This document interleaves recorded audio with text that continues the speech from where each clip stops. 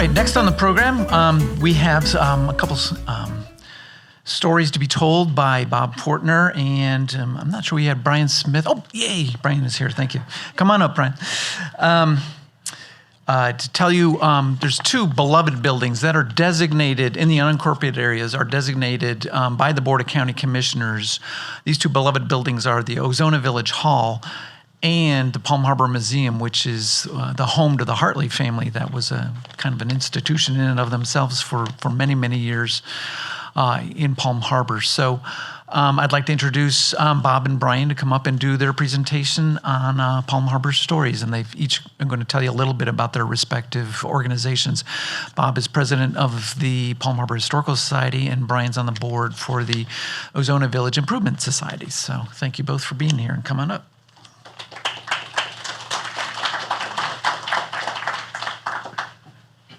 Thank you, Tom. I'll start us out and then I'll get Brian up here. Mike, just a suggestion, I think a golf outing for the Historic Preservation Board might go a long way towards your designation.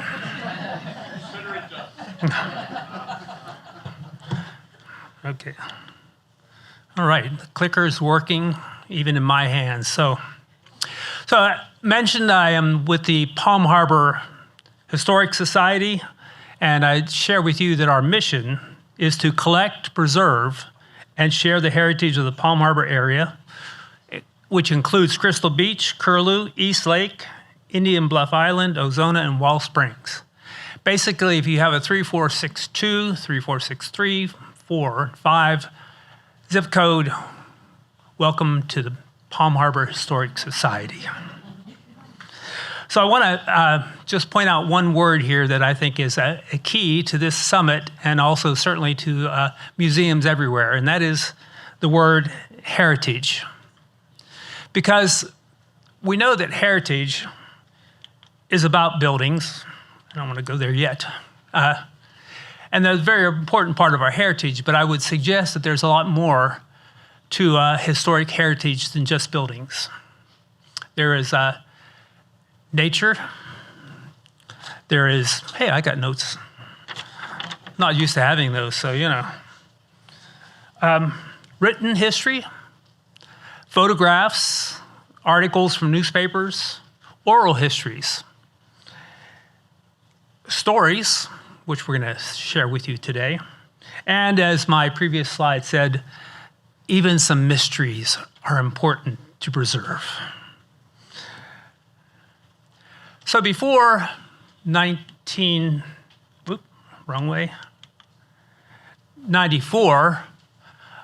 there was no Palm Harbor Historic Society. There were a lot of people who cared about preserving the heritage of the Palm Harbor area. We know that.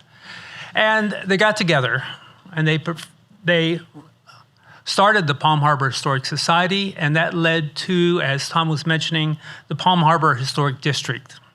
If you can see those photos, I can't identify all of them, but they are people that have been very important to the Palm Harbor area specifically, but really to all of Pinellas County, especially that one on the far right that we just lost a year ago, Sally Parks. So before 1998, the Palm Harbor Historic Society met in people's homes and businesses. And our collection was basically a collection of boxes in people's living rooms and attics and even in their garage. But that was going to change because in around 1996, Belcher Road was getting extended past Curlew. Can you imagine that in 1996, Belcher Road stopped at Curlew? Just imagine what that traffic was like on County Road 1 and alternate 19. So what happened then was the county discovered that they had also purchased a building. And due to the consideration of some very important people, one of them is going to be up here presenting next, the building did not get torn down. And yes, it was a possibility at that time. But people who care about heritage and care about Palm Harbor's history got together and convinced the commission, of which One of the commissioners was Sally Parks. And you can see on this picture here that Brian Smith was one of the ribbon cutters, Fred Marquis there, and Winona Jones. And the other gentleman, Ken Ford, thank you. See, we have actually historians in the audience. I'm a Historic Society representative. There's a big difference. I want you to know that. So we had a ribbon cutting in 1998, and the Palm Harbor Historic Society took over this wonderful building, the Palm Harbor Museum, which was, as Tom mentioned, the Hartley House. Now, this house was built from 1915 to 1919. And the reason why it took so long is because every block was built on site by the family. And it was a Sears mold that they got from Sears catalog, and the prints also came from Sears. So 5 years later, they moved in. They never did finish the upstairs. I think Ida Hartley probably had her fill of building by that time.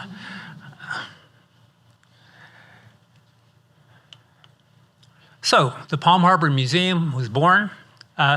We're the place that a lot of people say, oh yes, I drive by that all the time. And I always meant to stop, but I never did. Well, partially that's because we have, as most volunteer museums, we have limited hours. It's Thursday, Friday, and Saturday from 10 to 2. However, as you can see from this, we now have outdoor interpretive displays. So thanks to a Pinellas County MSTU grant and help from a lot of county officials, Tom being one of them, Nancy McKibben being the other, and Keep Pinellas Beautiful contributed, and the Florida Natural Plant Society, a great number of volunteers, especially my wife, did a lot of the research and helped with a lot of these signs. You can now go there anytime and learn about Palm Harbor history and about the property. As I mentioned earlier, I believe that nature is also an important part of our heritage. So we had a lot of invasive non-native plants that were on the property. We got rid of most of them and replaced them with native plants and native vegetation. You can learn a lot about that if you drop into the museum and we're not open. You can still learn a lot about Florida native plants as well. Now, we also have some historic plants because we realize that they are part of our culture as well.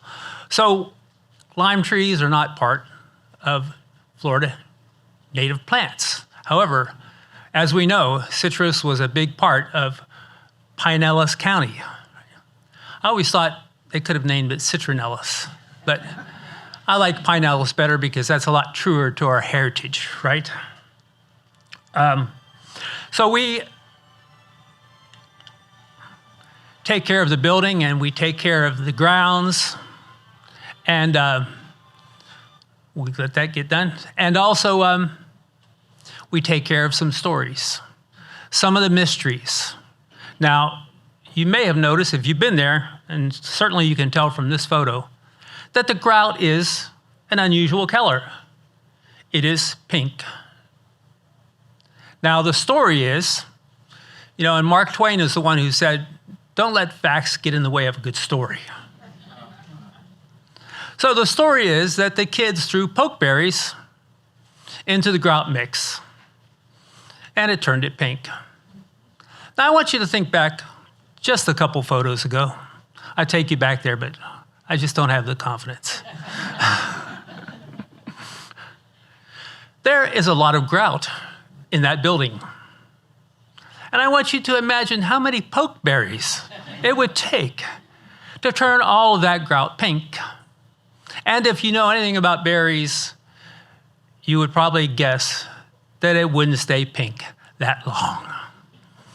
We had some renovations done in 2015, again, thanks to some grants from the county and the state. And while that renovation was being done, that got touched up again with pink paint to keep the heritage of the story alive. Now, another mystery about Curlew Road,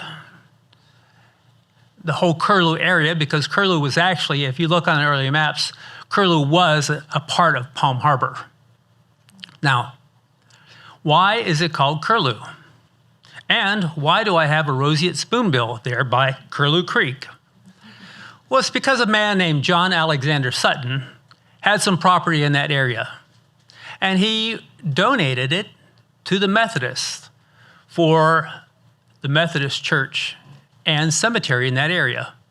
And he had one stipulation, and that was he wanted the naming rights. See, he thought about that before the NFL ever did. And he called this bird a curlew. Thus, we have Curlew Road.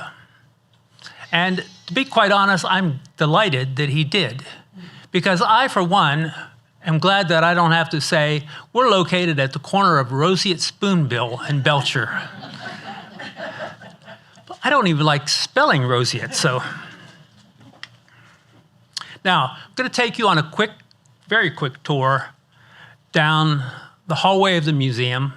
I'm giving you a little taste of these things in the hopes that it will entice you to come by the museum. Those 5 of you who aren't already part of the Historic Society that are here, no. There's a lot more than that. But those of you who have driven by, we invite you to come in because we have a lot of information about all these areas. Wall Springs. How many have been to Wall Springs? How many have been swimming in there? Okay, 2 people. Actually been around for a long time. You know what that means? It means you're old. That's all. So yeah, you can't swim in it anymore, but there's a beautiful park there. There's actually 2 sections of that park now. And again, a reminder that part of our heritage is our parks. Pinellas County has an incredible park system, again, thanks to some of the people that are in this room. Because when you think about John Chestnut Park, Anderson Park, Wall Springs, just 3 of them, they're all in the immediate, well, you know, Anderson's kind of in Tarpon Springs, but it's close enough that we consider it Palm Harbor, right? So we have this rich heritage, and it is a part of what we as citizens treasure in Pinellas County. And of course, there are some beautiful ones down south too, as well as some preserves. Our latest is the Gladys Douglas Preserve, and we hope that our next one's going to be the West Klosterman Preserve. We're holding true to that vision. East Lake is part of our heritage and part of our collection as well. Although some of East Lake is considered being in Oldsmar, we claim the Boot Ranch part of it as ours because it's on that side of the road.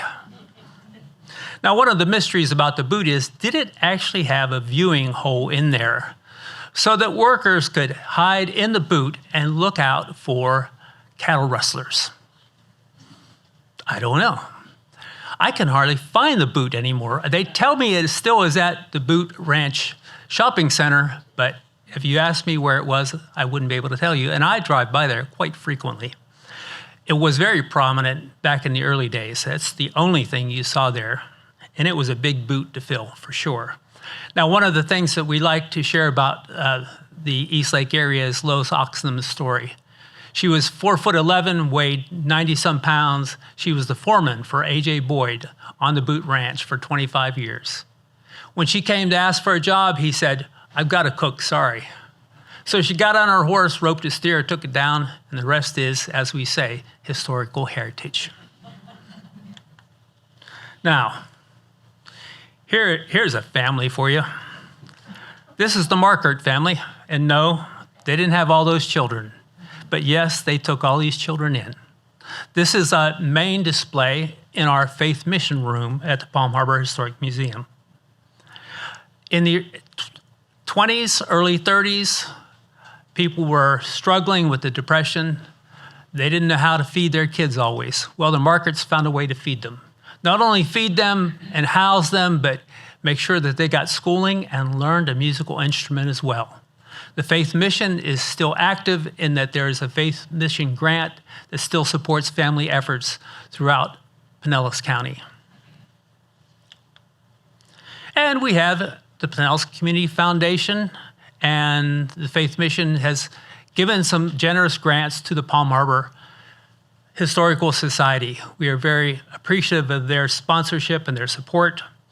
This exhibit goes way back into environmental history. It starts 12,000 years ago when there was a teeming civilized culture in this area. Here we have some of our student docents who are pretending to study the exhibits. I find high school students are very good at pretending to study. And of course, we couldn't have the Hartley House without a Hartley room designated to the Hartley history. You can't really see it here, but in the painting, or in the photograph, I'm sorry, of their golden anniversary, there's a vase. The same vase is still on our mantle today. Because once they found out that the Palm Harbor Historical Society was going to maintain the building, then the family started to bring artifacts back. So we do have a nice representation of the Hartleys. Now, before I take you to our last exhibit, I want to point out to you that we are more than just exhibits. We have archives upstairs. I mentioned documents, maps, photographs, books. All these things are being archived and collected at the Palm Harbor Museum. So we have a lot going on there. And not only that, but we do historic presentations at the Palm Harbor Library. And the Palm Harbor Library has a little mini historic display, which we contribute to. So we are not just about being in the building and downstairs. We have a lot of other historic preservation work that is taking place. Now, Sutherland. How many of you realize that downtown Palm Harbor was named Sutherland? Yes, two. Yeah, I know, a lot of you do, that's right. But do you know why it's named Sutherland? Yes. So I'm sure some of you do as well, and I'm going to tell you why. But first of all, I wanted to share with you this, because I love this, and maybe you can even read it up there. The person who did the PowerPoints is a lot better than I am at doing them.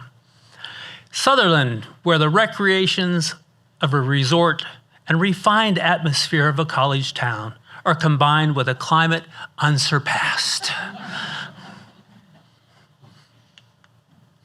So we have the Duke and Duchess of Sutherland. Again, we have a whole room on a historic display about the Sutherlands.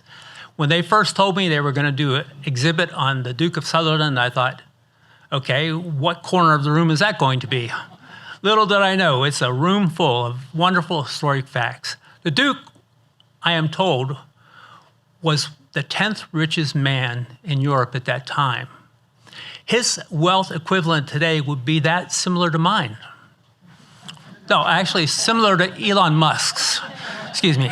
If you can, between Elon Musk and if you averaged out those two, that's where he would be, yes.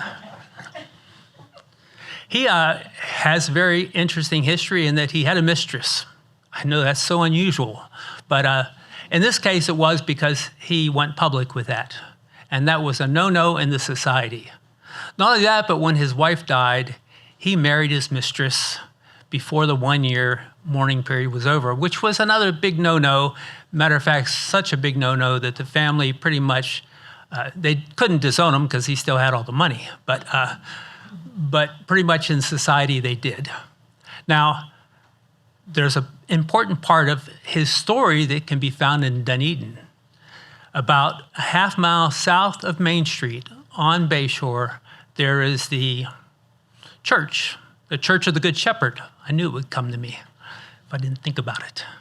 And that is the church that the Duke built to get married in, because he was not going to be married in another church because of what I said earlier. He was marrying his mistress, and that was not okay with the Queen of England. So if you go there, it's beautiful. It's not, they've added to it, obviously, but they've preserved a lot of it. So, how many of you realize that we were in Hillsborough County for quite a while?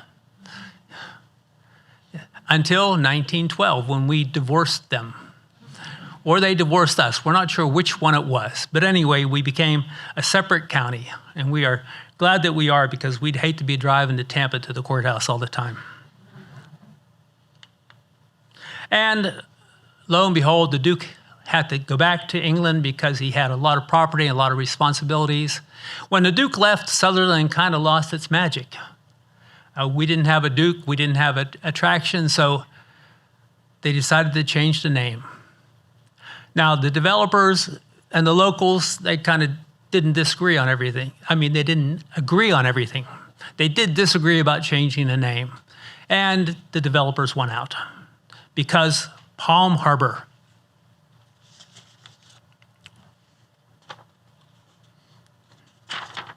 Here we go.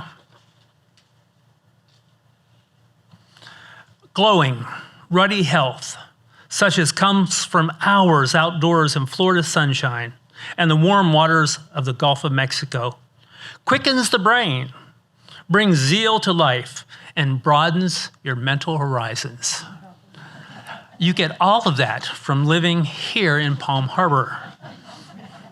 Except they've kind of changed a little bit and told you not to go out in the sun as much anymore. So quick look at the Palm Harbor area. This is Florida Avenue in the late 1800s. This is Florida Avenue in the late 1970s. This is the train depot. The tourists were coming, and they had to have a way to get there. And they had to have a place to stay. So the first hotel that went up was this Gulf View. And in the background, you'll see the San Marino. There's a better picture of the Gulf View. It was later repurposed. The San Marino burnt down. A lot of these buildings burnt down back in those days. Fire was not our friend. Once the San Marino went under, the Methodists bought it, and it became Southern College. There's the San Marino again. And one more time, you see here, it's still called Sutherland, Florida. 1921 was a tough year for Pinellas County. Those of you who were around then, the fire destroyed the college. We know about the hurricane that separated Hog Island and the Caladesian Honeymoon Island. And the Methodists moved to Lakeland. But salvation comes in many ways, and I don't mean necessarily salvation of the soul. Also, it's salvation of preservation. So the bricks from the previous building, the administration building, were brought to Palm Harbor and cleaned by the residents, and they used those bricks for the Reba Sutton Wife Chapel. It wasn't called that at the time, but they built that beautiful church, preserved the bricks. Now, here's one of our old historic banks, post office. It was a store at one time, a restaurant. Many of us were there and know about that, especially on St. Patrick's Day. Here's that building now. Oh, it's gone. Too late. So let me tell you something about Florida. If you want a building not to last very long, just let it sit for 2 years. It'll be beyond repair in no time at all. Now, what about this building? Who would want to preserve a building like that? Let's take a closer look. Can you imagine putting the effort into restoring a building like that? Well, there it is. Again, okay, Geosystems? Geosolutions, thank you very much. Geosolutions got this. I understand that they spent like $100,000 restoring this, which I can't believe that they could restore that building that reasonably now. But it's a big part of our heritage. We're proud of it, and they're proud of it, and we thank them for their preservation. Here's a barbershop. This has always been a barbershop. I know this because I was there Monday. Yeah, I thought they charged me a lot for a haircut, but I found out half of it was a finder's fee. And J.C. Craver, he was our father of Palm Harbor area because he was the postmaster. You know you're big time when you have a post office. That's why Ozona and Crystal Beach still have our post office, because we're still big time. This was way out in the sticks, though. This was at Tampa Road and County Road 1. Can you imagine building that far away? Here's where he put his other store, because, of course, that was right down the street from the college where he was going to get all his business. The Masons bought it in 1930s. And actually, I was a minister of a church. We rented that space for a while and had our Sunday services there. And our youth ed department was upstairs for Sunday school. And that was a mystery as well. And here's the building now, being preserved. So, I like to say, in order to preserve the past and protect the future, those who care must be present. So I thank all of you for caring about historic preservation. I invite you to come by and visit the Palm Harbor Museum. In our book, you are all winners. And now, speaking of winners, we're going to introduce a real winner for you. And he is a part of the history of the Palm Harbor area because he's so old. No, not because. Brian Smith, president of Ovis.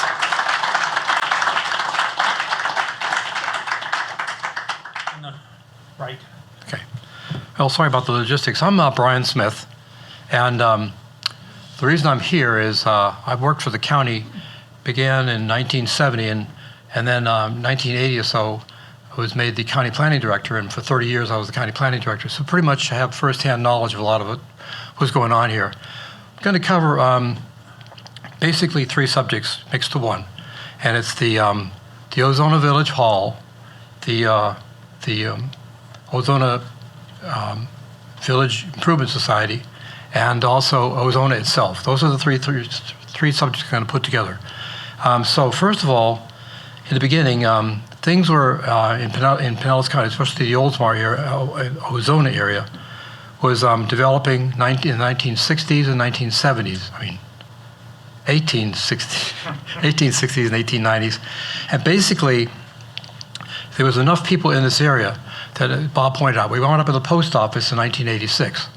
And things started really moving. One of the things to mention, however, is that up in this area, you basically did not have access to anywhere else in the county or Florida.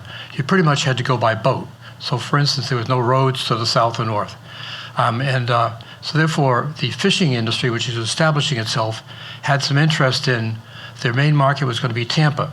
So basically, one of the things we found was the fact that in 1906, there was a shell road built between Ozona and Tampa called Tampa Road. And then actually that was changed and upgraded to 1917 to be a paved road, or with the bricks that they use. And basically that established the go-to-market, come-back-from-market situation we have here in Ozona. Now, one of the things also is that in the Ozona area, activity was starting to pick up and people were building and like this sort of thing. And basically there was a woman named Nancy Whitford who basically felt the community needed organization and that sort of thing. So she established the Ozona Ladies Improvement Society, and that was in 1895. And then they functioned that way for several years and realized that there was a need to have a place where people could meet and gather and communicate, that sort of thing, do community things. So basically, she got with the other ladies, and they wound up sponsoring and putting in place the old Ozona, the hall, the village hall we have now. And basically, this hall was built with donated materials and donated labor, and pretty much was state of the art at the time. One of the things about it also was the fact that it was kind of a community organization, and so therefore, how do I say this? They had to go to Tallahassee, which people don't like to do, and to get some rules made. And one of them was the fact that we needed a official organization to actually own and operate the hall. And so basically they got OVIS, what they call Ozona Village Improvement Society, authorized in 1900 when the hall was finished. So basically you had an organization, a community organization, that could actually own and operate the hall. And that's pretty much when it started, and it's still operating today. So a sidebar is the fact that basically in the 1930s, there was another group called the Ozona Recreation Club. And that group had established itself becoming more dominant. And so OVIS, the Ozona Village Improvement Society, passed the deed over to the club in 1933, something like that, 36. And then that stayed that way. And the interesting part is, 60 years later, in the 1990s, actually 1999, the club was getting smaller and smaller because people were dying off. And basically, meanwhile, the Ozona Village Improvement Society was increasing. So basically, the club then transferred the deed over to OVIS, which they did in 1999, and OVIS now has been operating the hall since then. Basically, that means that, as the slide points out, this is actually one of the, pretty much the oldest building, not in the county per se, but in the unincorporated area, if I remember correctly. Do you have any pictures? Yeah. Oh, this is what I was supposed to start with. Sorry about that. Thank you for pointing this in. This is where Ozona is. That red line on the right-hand side of the screen there, that's alternate 19. And so Ozona officially is west or to the left of that red line. And then the line across the top there, that's Georgia Avenue. And that is the boundary for the old Palm Harbor district, the historic district. And then you can see there's a green line running through the middle. That's what used to be the railroad line, is now the Pinellas Trail. And then further over, you've got the blue, which is basically the coastline of Ozona.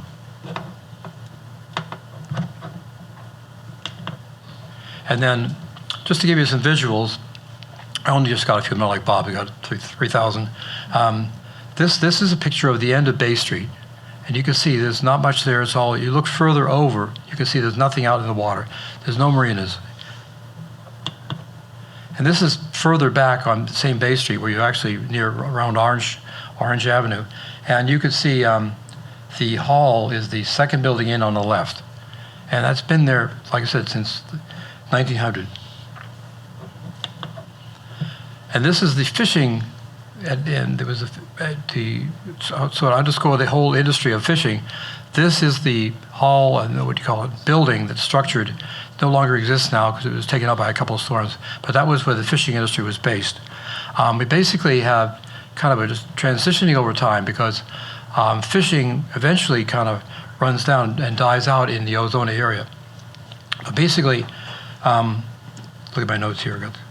So in 1911 and 12, as Bob pointed out, that's when West Hillsborough became Pinellas County.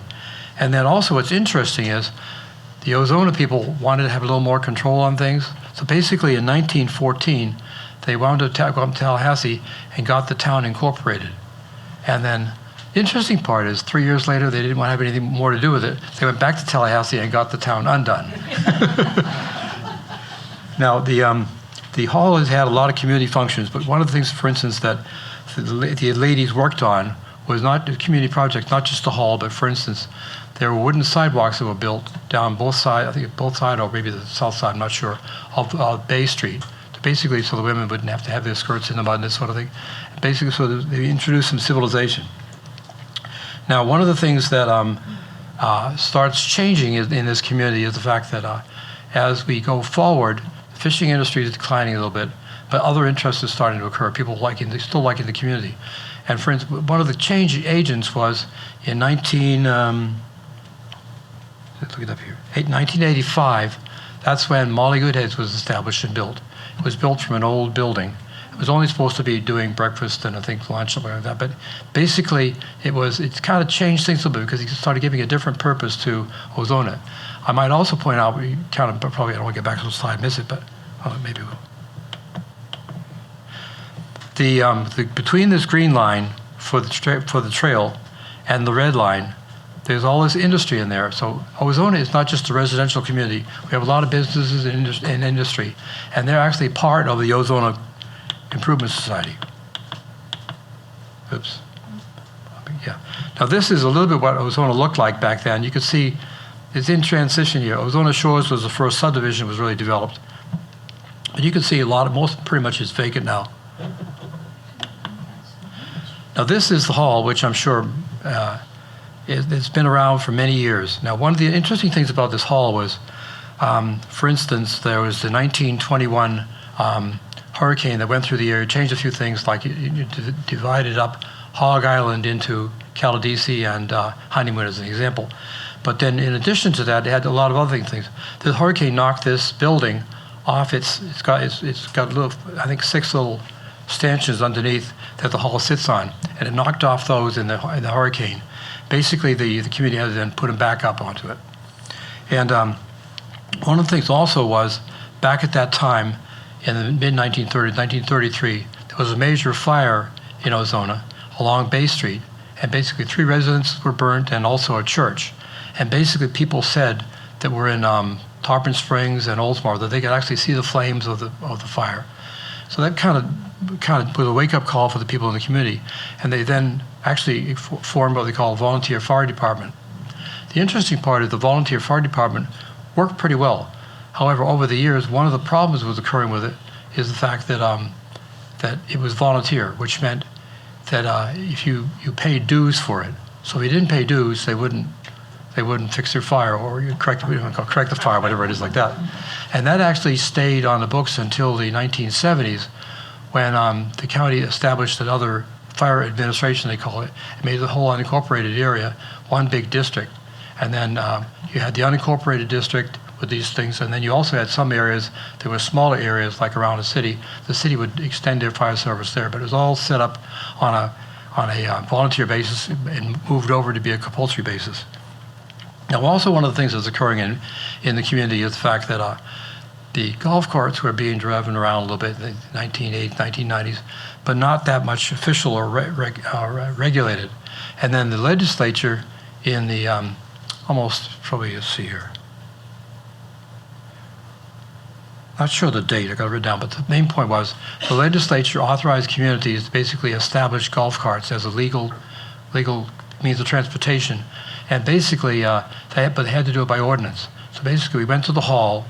We had 3 major workshops in the hall with the groups. The people had the golf carts, the sheriff's office, and the traffic engineering people, and basically hashed out a set of rules for how a golf cart could be authorized. And then that was then put on the books, and that was about 2005. And that was then put in place where Ozona and actually Crystal Beach became part of it, were established as golf cart communities. Uniquely, nowhere else in Pinellas County at that point had, except a few golf courses. But we established a model for how to do it. And one of the things I mentioned is some of these things that you take for granted are not really taken for granted, because basically originally people didn't want to have, a bunch of people didn't want golf carts going in the community. So basically it pretty much hashed it out and worked everything out for everybody. One of the things you also find is that that blue line that was on the map where the railroad came through. The railroad came through in about 1897, I think it was, like that. And basically, when they did, they changed things quite a bit. And they opened up the community, so you could go from Ozona down to St. Petersburg or Clearwater, or you go north to Tarpon Springs or other points. That was a major game changer. I might point out that was still the main means of transportation until the early 1920s, when the county initiated a whole, under its new authorization, started actually building roads.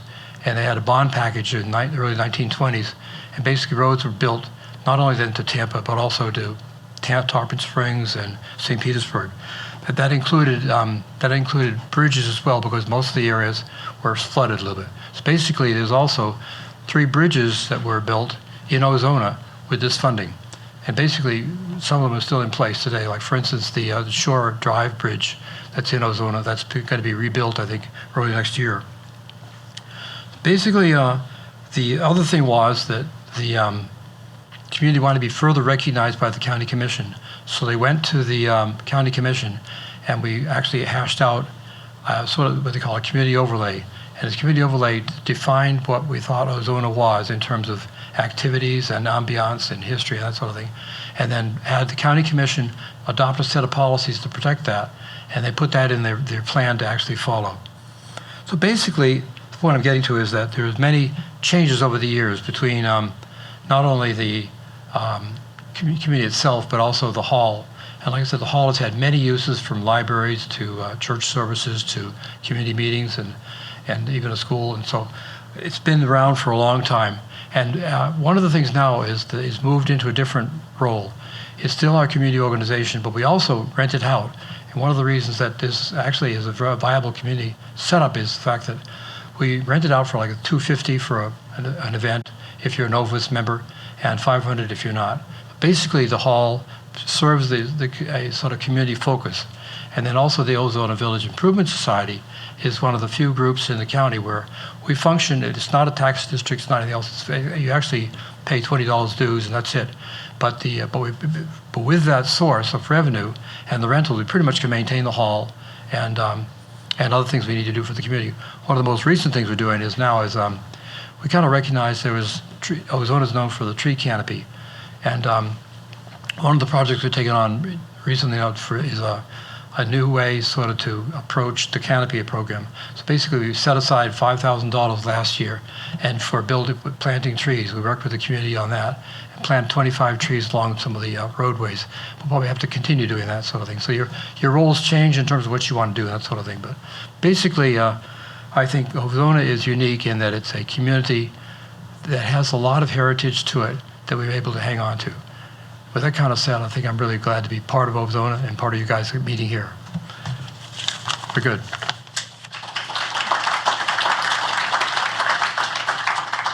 So if Bob and Brian want to come up, we do have time for a couple of questions. If anybody's got a question, do I have my microphone women on standby here? We are recording this. I want to say thank you to Pinellas County Marketing and Communications team. They have set it up for this to be a recorded event. So please, if you have a question, I'd like you to speak into the microphone. And Erica, Alyssa, microphones are okay. Anybody got a question? Raise your hand for Brian or Bob. Okay. Oh, look, there's a question right there. How did Ozona get its name? Please speak.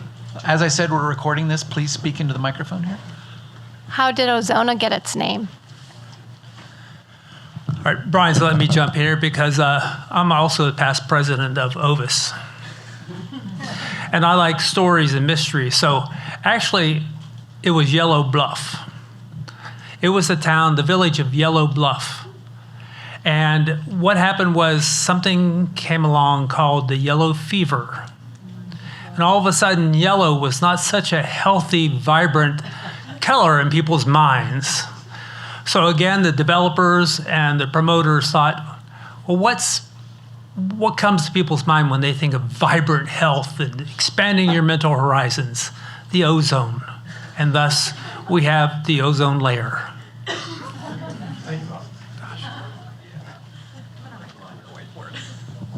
This is kind of a sidebar, but gentlemen, can you tell me when Crystal Beach was established? All right, Matt, Nancy. Nancy Mitchell. Nancy McKibben. No, Nancy. We'll take any Nancy that'll give us the right answer. Yes. Well, the first plat of Crystal Beach was 1913. Not too much was happening then. Pinellas County was just on the, verge of becoming a county, but some Canadian developers came down in the 20s, J.D. Powers and Mr. Avery from Canada, and they formed the Crystal Beach Development Company, bought the land, and replatted Crystal Beach in 1925. And so that's when things really started to take off because they did marketing. It was the big land boom, and the rest is history.